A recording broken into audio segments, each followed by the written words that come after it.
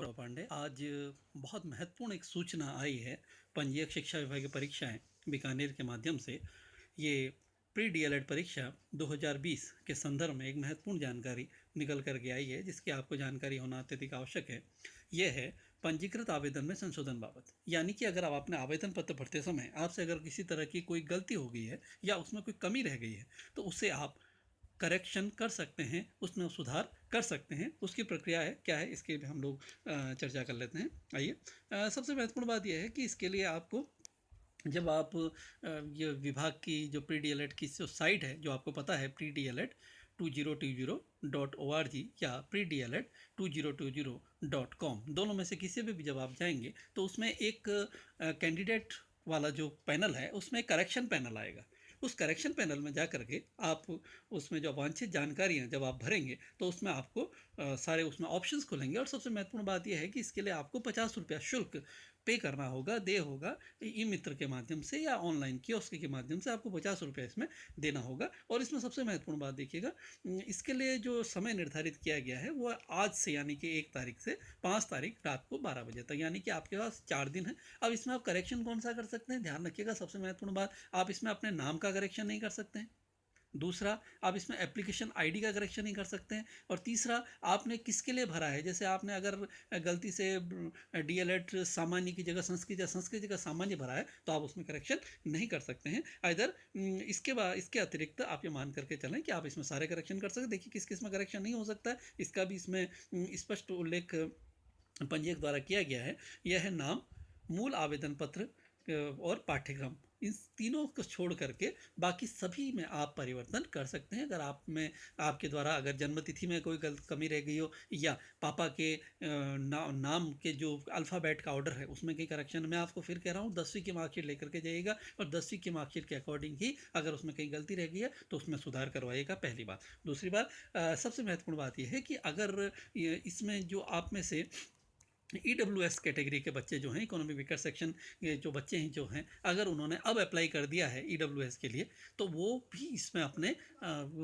Correction कर सकते हैं कि भाई उनका जो कैटेगरी जो सामान्य वर्ग में EWS का जो ऑप्शन उसमें है उस ऑप्शन में जा करके वो उसमें क्लिक कर सकते हैं। तो ये ध्यान रखिएगा कि आपकी इसमें आप सुधार के लिए इसमें आप आपकी कैटेगरी में सुधार कर सकते हैं। इसमें आप अल्फ़ाबेट जो आपके पिताजी के नाम या आपके घर के जो होम एड्रेस है उसके नाम में अगर किसी तरह की कोई अल्फ़ाबेटिकल मिस्टेक है या कोई गलती हो गई है तो उसमें आप सुधार कर सकते हैं। साथ में एक बात और ध्यान रखिएगा कि अगर वे साथी जिन्होंने 12वीं से पहले 12वीं का परिणाम आने से पहले जिन्होंने भर दिया है तो उन्हें अभी इसमें करेक्शन करने की ज़रूरत नहीं।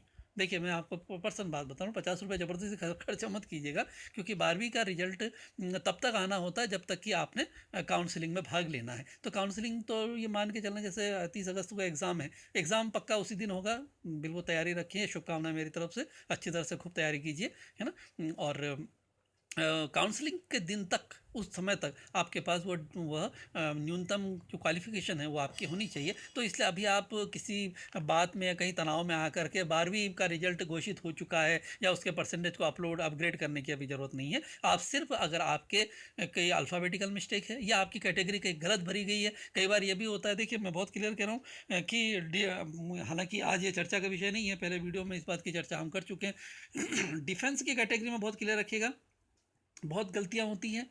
डिफेंस की कैटेगरी में भारत सरकार और राज्य सरकार ने 3 कैटेगरीज को ही मान्यता दे रखी है।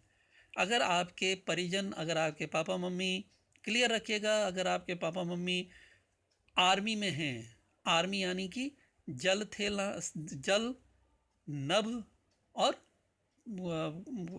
आर्मी यानी कि थल सेना, इन तीनों सेनाओं में से, वायुसेना, इन तीनों सेनाओं में से किसी भी सेना में आपके परिजन हैं, यानी कि आर्मी, नेवी और एयरफोर्स, तभी आप डिफेंस की कैटेगरी भरिएगा, अन्यथा आप डिफेंस की कैटेगरी मत भरिएगा। मेरी तरफ से फिर आपको पीस ऑफ एडवाइस है। ऐसा नहीं कि मेरे पिताजी तो CISF में है, मेरे परिजन BSF में या राजस्थान पुलिस में है या और किसी और तरह की इस तरह की फौज में। ध्यान रखिएगा, यहाँ पे ये समस्त नाम जो हमने बताए हैं, कैटेगरी जो बताई हैं, ये सभी पैरामिलिट्री कहलाती हैं, मिलिट्री नहीं कहलाती। मिलिट्री की डेफिनेशन मात्र 3 की है, जल सेना, थल सेना और नभसेना, बस ये क्लियर रखिए। अगर आपके परिजन इन तीनों सेनाओं में से किसी में हैं तभी आप डिफेंस कैटेगरी भरिएगा, और अगर आपने गलती से भर दी है तो उसमें अब आप करेक्शन करके जो भी आपकी नियर बाई कैटेगरी है उसको करेक्शन उसमें आप कर लीजिएगा। एमबीसी एसबीसी देख लीजिएगा, जब तक आपके सर्टिफिकेट क्लियर नहीं हो तब तक मैं आपसे फिर निवेदन कर रहा हूँ कि आप जब सर्टिफिकेट में आप क्लियर हो कि ये सर्टिफिकेट मुझे काउंसलिंग के वक्त तक मिल जाएगा तभी आप उस कैटेगरी में जाइएगा, अन्यथा काउंसलिंग के वक्त बहुत ज़्यादा परेशानी होती है, आपको मानसिक समस्याओं का सामना करना पड़ सकता है। और फिर मैं कह रहा हूँ जो इकोनॉमिक वीकर सेक्शन सामान्य वर्ग के बच्चे, जो ऐसे जो बच्चे हैं जिन्होंने अब अप्लाई किया है सामान्य वर्ग के लिए, ईडब्ल्यूएस के लिए जिन्होंने अप्लाई किया है और जिनको लगता है कि भाई वहाँ से एनओसी उनको मिल चुकी है, ये जानकारी मिल गई है तहसीलदार की तरफ से या एसडीएम कार्यालय की तरफ से कि उन्हें इकोनॉमिक वेकर सेक्शन की कैटेगरी में वो आएंगे, तो 5 तारीख तक वो भी अपनी श्रेणी सामान्य ईडब्ल्यूएस कर दें, लेकिन ईडब्ल्यूएस उसी कैटेगरी से कंडीशन में कीजिएगा जबकि आपको ग्रीन सिग्नल मिल चुका हो हायर अथॉरिटी की तरफ से या आपके पास वो ईडब्ल्यूएस कैटेगरी का सर्टिफिकेट आ चुका हो। तो साथियों बहुत महत्वपूर्ण ये जानकारी आई थी, तो मैंने कहा मैंने सोचा आज आपसे ये शेयर कर लूँ। और सबसे बड़ी बात, प्लीज़ अब इंतज़ार मत कीजिएगा, अब कोई किसी भी तरह की कोई परीक्षाएं अब आगे नहीं खिसकेंगी। पीटीईटी अपने नियत समय पर हो रही है, 16 अगस्त को पीटीईटी है, 30 अगस्त को आप निश्चिंत रहिए। ये अगस्त का जो है ये कॉम्पिटिटिव एग्जाम्स को समर्पित है। 4 अगस्त से संस्कृत शिक्षा से संबंधित फर्स्ट ग्रेड के एग्ज़ाम शुरू हो रहे हैं, हमें इस बात की जानकारी है। 16 अगस्त को आपकी प्री बीएड पीटीटी की तैयारी है और 31 अगस्त को आपके प्री बीएसटीसी का एग्ज़ाम होगा। तैयारी पूरी रखिए, 100% एग्ज़ाम होगा। और 5 तारीख तक अगर किसी भी तरह की आपको सुधार अपने आवेदन पत्र में करना है तो वो किसी भी तरह का सुधार आप हर हालत में कर लीजिए। साथ में एक और जानकारी आपसे शेयर कर रहा हूँ कि जब आप BSTC प्री DLED 2020 पे जब आप लॉगिन करेंगे तो उसमें नीचे एक ब्लॉग बना हुआ आ रहा है जिसमें शिक्षा मंत्री महोदय गोविंद सिंह डोटासरा की फ़ोटो के साथ में एक मैसेज लिखा हुआ आ रहा है कि क्या आप प्री DLED से संबंधित अपडेट चाहते हैं, तो उस पर यस क्लिक कीजिए और अलाउ कीजिए। आपको हर नई अपडेटेड जानकारी आपको वहाँ मिल जाएगी।